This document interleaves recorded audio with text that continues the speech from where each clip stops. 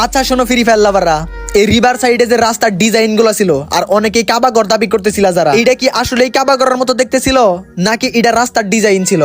এখন তো এটা গেম থেকে উড়াই দেওয়া হয়েছে, একটু বইলা যাও তো সবাই কমেন্ট বক্সে। ও আর হ্যাঁ, কিছু প্লেয়ার দাবি করতেছে তারা ভিডিও বানানোর জন্য নাকি এটা রিমুভ করে দেওয়া হয়েছে।